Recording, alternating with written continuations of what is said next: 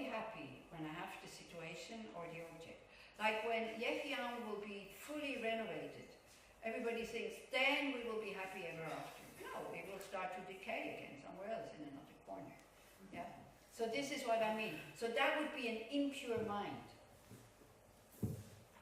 And by the way, we always have an impure mind because we always see inherently I and them. And I don't see us. Okay? With children, you see it different. You do see us.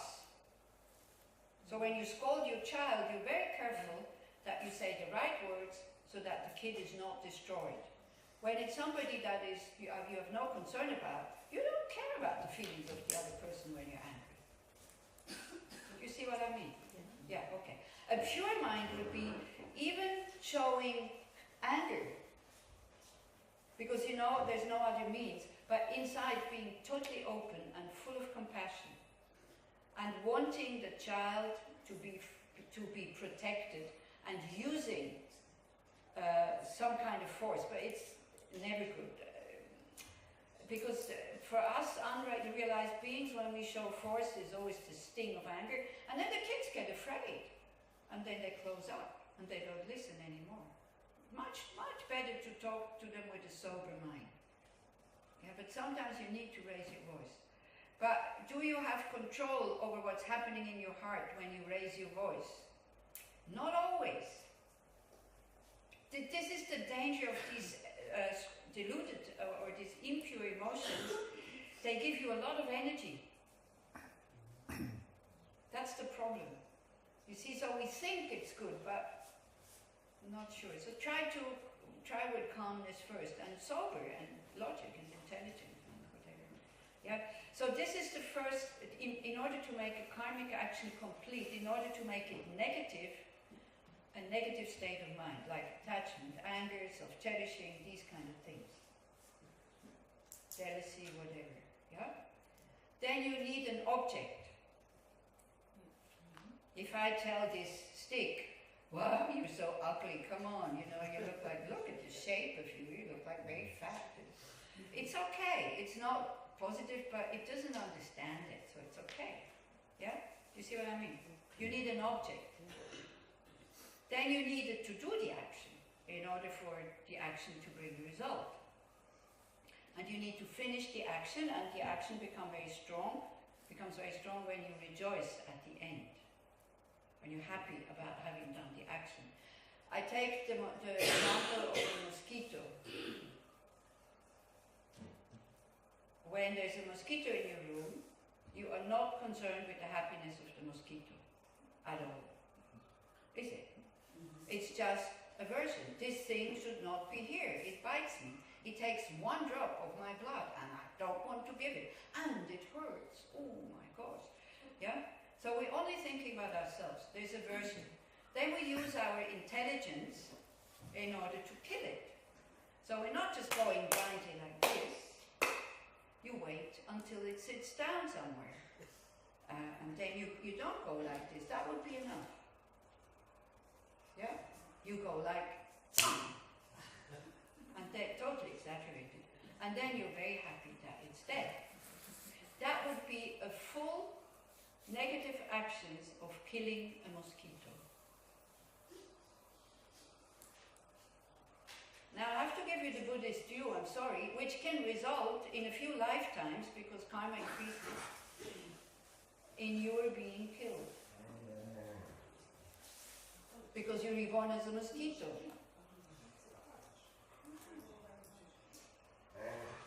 So that makes us think.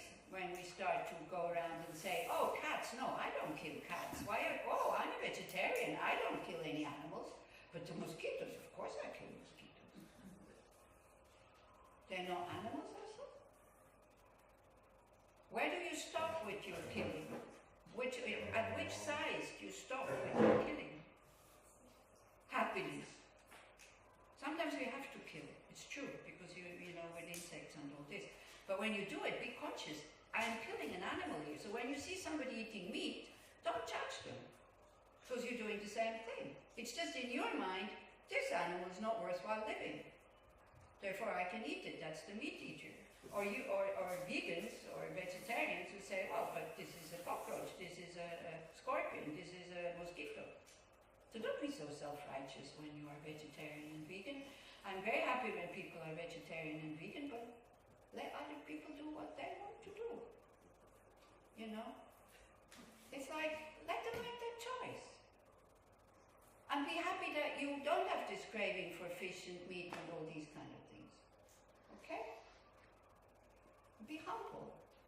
Be happy that you are like this and that's it. And look how you behave. Are you hurting other people's feelings? Because you're a killer and blah blah because you're eating meat and all. Do you think they like to hear it? They know it. They know they shouldn't. Everybody knows we shouldn't exploit animals. But the craving is very strong. So the craving is stronger than the compassion for the animal. Now, our craving is very strong not to have a mosquito bite. So therefore we kill it ourselves. Okay? Okay, don't, I feel like like a mother who goes like this with the children. So I see that your head's going up. Not like this. Okay? So these are the 4 factors in order for a karmic action, for karmic action to become a strong seed. Now, if there's an ant on this table, and I have a habit of going like this, and then I see that I killed an ant, and I go like, oof, oh no, yeah? It is the act of killing, but it's very, very small. It's almost insignificant because there was no motivation, and there's no rejoicing at the end. Okay, so now we come to the 10 negative actions. So always consider these 4 factors. So there's 3 of body, 4 of speech, and 10. I'm totally distracted, sorry. There's 3 of body, 4 of speech, and 3 of mind. So it's a very clear list. And again, as I said, this is one of the first teachings that you learn in Buddhism is the law of cause and effect. So keep it as simple as it is and is meant to be. Do not go into high kind of, hypotheses, but what about if this and this and this and this and this and this? Just look at the list. And that's it. Do not, try to create scenarios already. So the 3 of body, killing, taking somebody's life, doesn't matter which form they have. In Buddhism, taking somebody's life is killing. Finished. We don't need to make like, chickens no, but rats yes. There's no distinction like that. Stealing, taking what is not given. Okay, if you kind of go, whatever is there that is to be taken, that's okay. Whatever is there needs to be paid. So if you confuse these 2 things and think, wow, there's so many books and I don't have enough money and wow, I really want a book because I really want to become a good person, so therefore you just slide it into your bag. Nobody will notice. That would be the crime of stealing. Now, if anybody is here who cannot afford the book, please come and tell me, I'll pay for it, because I can give you, I can pay for your book if you want one. Yeah, because it also depends from which object you're stealing. Or if you go to the toilet and you see there's all these toilet paper rolls and you go like, it's so insignificant, I kind of, I forgot to buy and I don't have for tonight, and it's Shabbat and the shop is closed, and you just put one in your bag. This is a crime of taking what is not given. If you need toilet paper, you go to Adi and you say, look, sorry, I didn't have time to buy toilet paper, can I buy a roll off you? She will say yes, or she will say no, because it's hers. It's not yours. The same when you go to a hotel, by the way. The things that are there, these little things and all that, take them, but towels and all this is like not thought to be taken, even though they're very comfortable. How many towels you use every day? Lots. Lots. Cups, cutlery, plates,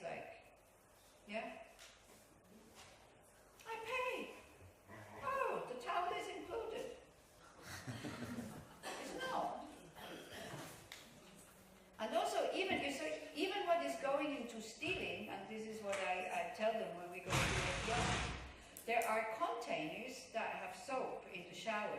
They're full of soap. So if you have an empty container because your shower gel is finished and you fill it, that would already go into stealing. Why? Because Renat says so. Why does taking towels from the hotel go into stealing? Why? Because your mind knows it. That is why it goes into stealing. You see, your mind is creating the negative imprint, not Renat or the Buddha who sees it. When you know you're not supposed to take it, and we all know it, we all have these standards. We're all educated people. Then the negative imprint is created. And then your mind manipulates you into a situation where you can ripen. And you'll be born in a state where there's no towels, for example. It's a joke, okay? It's not as simple as that. Karma is not simple. It's really, really intricate and complicated. Okay. Taking what is not being given.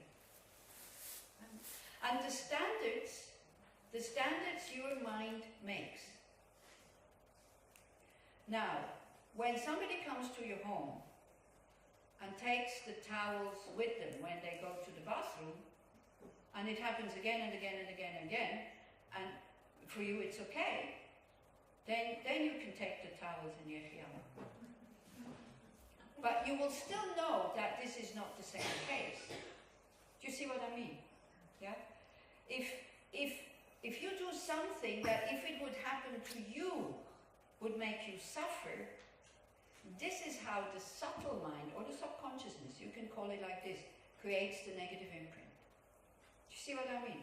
This is the law of cause and effect. It is only your mind who creates it, nobody else. So not having a bad conscience about it, that doesn't mean that you don't create the negative imprints, because it is a more subtle mind that creates these imprints than the gross mind that is egocentric and all that.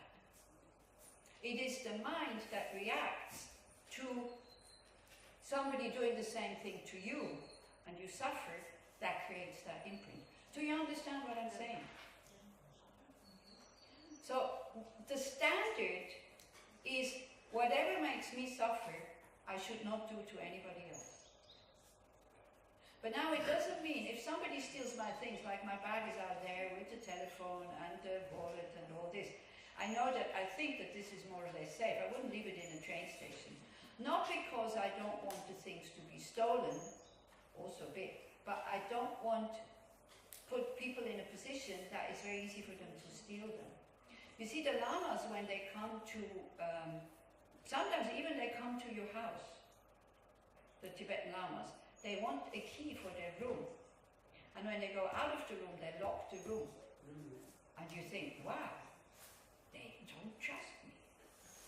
It's not that they don't trust you, but they just want you to protect, to go in there and steal their things. This is their motivation. And our motivation to protect ourselves can be the same. It can be just me because it's my things, or it can be so nobody else creates negative things.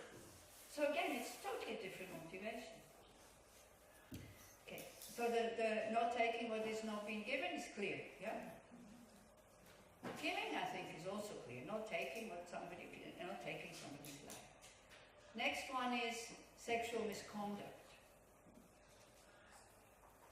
That means sexual misconduct. Using your sexual behavior when somebody else suffers, either you, the partner, or your partner that is at home when you are having an affair. So it doesn't mean you're being stuck with the person for the rest of your life. It means if you think that, no, this is not a happy relationship, you make it very clear, you end it, and then you start a new one. I mean, how much suffering do we have in this world because of uncontrolled sexual behavior? Huh? I tell you, there's more suffering from sexual behavior than happiness, if you would weigh it up, yeah, in percentage. So that would be like forcing somebody is sexual misconduct. Cheating on your partners. You don't need to be married, but there's an agreement is sexual misconduct. Having sex sex with somebody that you know that if they would be in the right mind when they're drunk or something like this, it's also sexual misconduct when you know they wouldn't have sex with you if they would be sober, or even it goes as far as paying somebody. Like if you wouldn't pay them, they wouldn't have sex with you, then it also goes into sexual misconduct. Then you can say, yeah, but they need their money. So again, if that motivation is really pure, you wouldn't need it, you don't want it, but you go and have sex with a prostitute because you want to earn money, you can also give her the money and not have sex. She wouldn't mind.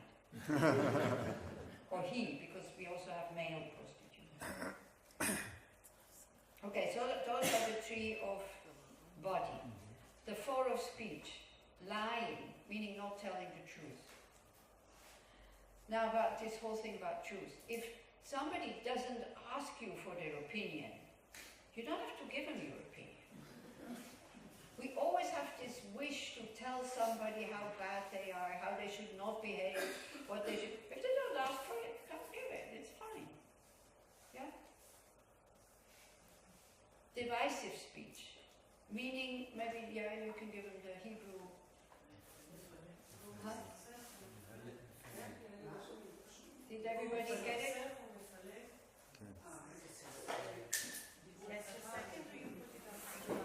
Sorry? No. Divisive speech. You know, there's a group of people and somebody joins that group, but you don't like that person. And then you go, oh, you start to tell gossiping about that person, saying, oh, you know, the person is like, it doesn't come from a very good background, and that's, you know, oof, they voted for Netanyahu, like usually in these circles, that's already kind of, yeah. So these kind of things, with the intention of the group, of dividing the group, or at least the person to be expelled from the group. No, but that's the second, it's not included in lying. No, that's the second. If you lie on top of it, then you have two. It could be true that this person is voting for Netanyahu. It could be true. So then it's just divisive speech. If you lie, you have two. And this is why very often these negative actions, it's not just one, it's a few together. Sexual misconduct, like sexual abuse, whatever, comes always with lies, denial, lying. Yeah, so you have more than one. Harsh words. Harsh words. Telling somebody you're such an idiot, even if they are an idiot, you know, in order to harm them, to hurt them, to hurt their feelings. Speaking very harshly, speaking very loudly. Now again, here in Israel, you can speak harshly and loudly. People's feelings are not so hurt. You communicate the same way in Switzerland or in New Zealand. People will go like, what's happening? They will be afraid. Yeah. I heard a constructor screaming at one of his workers the other day. I thought, if that would happen in Switzerland, the worker could sue him. But here it's like, you know, screaming at the top of his voice, totally destroying him. It's like, and I saw the stupidity behind him. It's not that he's going to do a better job if he totally destroys him mentally, you know? And like, what is this guy doing? I didn't interfere. I can't interfere in a place like this. If I would have known the person, I would say, hey, come on, calm down. It's okay. Yeah. Okay, harsh words, and then gossip or meaningless talk. Now, talking about others when the person is not present. Okay. Now, sometimes we do talk about people when they're not present because we're concerned about them. And we try to find ways and means to help them. Sometimes it's just pure, simple gossip. So it doesn't go into gossip when, let's say, the person is in this room behind here and you think the person has gone home and two are left and you start to talk about this person, okay? But you think the person is gone. And when the person comes out and you see that they heard what you said and you feel embarrassed, then it was gossip.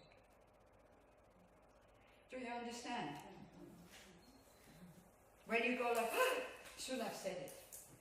And most of the time when we talk about somebody with somebody else, if that person goes to tell the person what we said, we feel embarrassed.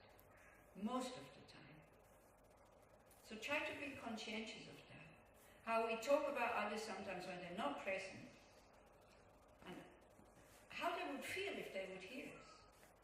With cynicism, making fun of them. I'm a champion in this. It's terrible. It's a very, very difficult habit to cut. It's very difficult to cut. But it's good to make a conscious effort. Or to praise them, instead of criticizing them, instead of making fun of them. To say, wow, we were in this place, it was so wonderful, and this, and instead of going, yeah, but this or that, or whatever you find out you didn't like. Okay, so those are the four of speech. Then it's the tree of mind. So the mind can also perform actions, like the mind also has the ability to react, to do something. So first one is harmful thoughts or negative rejoicing. Let's say you see that a young man is stealing an old woman's possessions. The woman starts to scream, the police is coming and they're beating him up like mad. And you go, good work, good thing that he's beaten up like this. That would be negative rejoicing. When you see somebody suffer that you think, ooh, they deserve it. Or having these harmful thoughts, you know. Like, also the example is classic. Like when you are two friends travel in India, and then one of them falls down, breaks her leg, can happen. I've been looking after people in Indian hospitals who had accidents. It's not a good place to have an accident, I tell you. If you don't have anybody to look after you, you can die. Because they don't feed you. They don't give you the medicine. You have to go and buy the medicine. You need somebody to go and buy the medicine. You need somebody to wash you. And usually it's the family who is doing that. So let's say these two friends, and they have decided to go on a camel safari, but they're still somewhere in Jaipur, or not yet in Jaipur. They're in Jaipur, they're not yet in Jaipur, whatever. So one has an accident, needs to go to hospital, has a broken leg, and the other one says, you know, but we paid so much money for that camel safari. If I'm not going, we're not getting the money back. And I only have 3 weeks, and it makes me feel very uncomfortable to stay in this hospital with you, because it's true it's very uncomfortable, because you never know if the doctors are doing the right thing. And she says, I'm really sorry, I would really love to be able to help you, but I just can't. I'm going on that camel safari. Bye. Would you think, may you be safe and not break your leg? Or would you think, may you fall off the camel and break your leg, then you know what it means to be in an Indian hospital alone? How would you think? Be honest. Yeah. So that would be harmful thoughts. It hasn't happened yet, but we wish it. By the way, you don't have the power to bring it on, because imagine how you would feel if he comes back after 2 days with a broken leg. You would feel so guilty. But it's not you who made the broken leg, it's her karma, okay? So it's like, don't feel you're only broken. Yeah. But still, look at the mind who wishes that. It's an awful mind. It gives you energy. There is some kind of pleasure in it, that's true. Same as in the gossip. This is why gossip is so dangerous, because it feels pleasant. Yeah? It feels pleasant to gossip about others. That is the problem about it. So you have to renounce that pleasure for the sake of keeping, for the sake of dignity. Nobody can accuse you of kind of being the gossip bag in town. Wouldn't that be nice?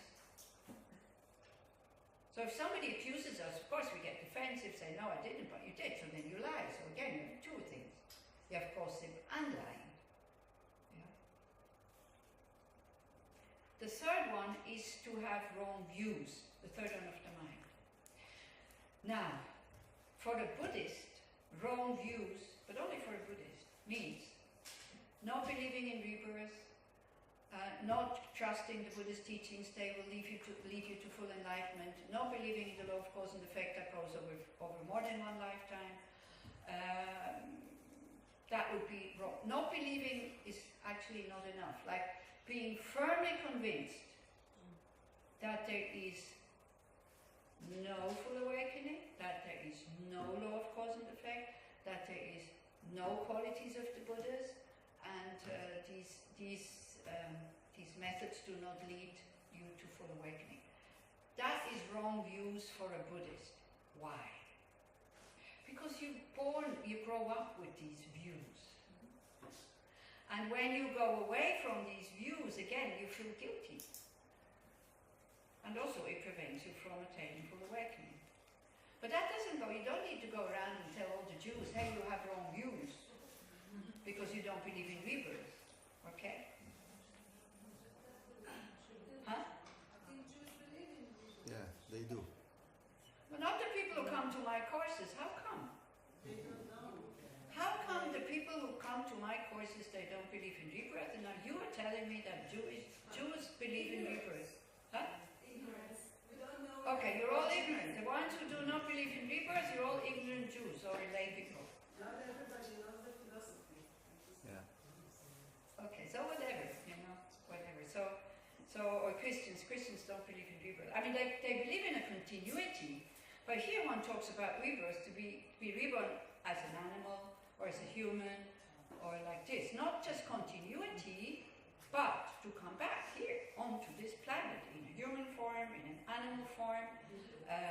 These two we can see, but then there's also hell beings, and hungry ghosts, and all these kind of things.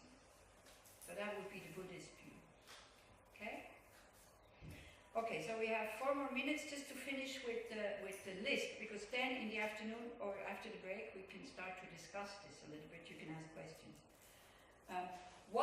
So the 10 virtuous actions are abstaining from these 10 non-virtuous actions. So it's not necessarily to do the opposite, like saving lives, practicing generosity. Like if there is a mosquito here, or a fly, or an insect, and I see it, and I go like, I have an instinct, an impulse. You see, karmic results are also impulses. I have an impulse of killing it, but I go like, no. That creates the positive action of non-killing. Just 24 hours a day not killing anything when nothing is there and there's no impulse, that doesn't create the positive action of non-killing, unless you have a vow of not killing. Then it creates the positive action of not killing. So if you as a vegetarian and as a vegan, it's great, but combine it with a vow, then it becomes very powerful. Yeah? Because, like to say, I vow never to eat this. So then it becomes very, very powerful. Where if you just don't do it because you don't want to do it, it's very good also, but it's less powerful. It creates less positive energy. Because then, really, the motivation of not wanting to harm others is very clear in your mind. So, add that thing to it, not just because I don't like it. Go because I don't want animals to suffer, therefore I'm not eating them like that. Okay? Then it becomes more powerful for the mind, more positive. So, positive action is already abstaining from these 10 negative actions. It's quite easy, actually. And also the 10 negative actions are easy to understand, I think. It's not complicated. And we all know, if this happens to us, somebody's out to kill me, somebody steals from me, somebody takes away my partner, or rapes me, even worse, Somebody lies to me, somebody gossips about me, somebody uses divisive speech against me, somebody uses harsh words, somebody has harmful thoughts against me. Oh, I forgot one, by the way. Somebody is envious, is jealous against me. That's the third one of the negative actions of the mind. And somebody has wrong views about me, being convinced that I'm a really bad person or something like that. We all know it creates suffering, isn't it? If it comes this way. So if it goes that way, it creates suffering. In the others, the mind creates the negative imprint. Not intellectually, but instinctively. So we can get our punishment at one point. And punishment is a good word, but we don't use it the right way. We all make mistakes. If we are given the opportunity to make up for it, that is the punishment, and then the slate is clean again. So punishment is a good thing, because then we can start at zero. mind knows I have to make up for it. I can't just let it go, but this we do in the afternoon. How to purify negative, how to clean negative karma. Okay? So whenever one of these 10 negative things action is done, with any of a negative state of mind, a seed is created that deposits itself on that mind stream. And then when the right conditions come outside, that seed ripens in the same way. The same thing happens to me, or bigger, and on top of it, I create the habit. So that goes for negative and for positive. Okay? If we create the habit of being generous whenever there's an occasion to be generous, we're generous. If we create the habit of taking whatever is not given, we create the habit of stealing. And we don't know it anymore, like consciously, that it's a negative action. This is the problem. The moment you create the habit, you're not making a big deal out of it. Just remember, when you tell a lie, the first time, how you feel? Hot. Tense. Yeah? The second time, not so hot. The third time, not so hot. The fourth time, nothing. It has become truth. These karmic imprints that are on the mind state, they create new impulses, habits. So this is why the negative ones are so dangerous. You see, if it was only the same thing happening to us, no big deal. Somebody comes to kill me, the seed is finished, that's it. But I create the habit.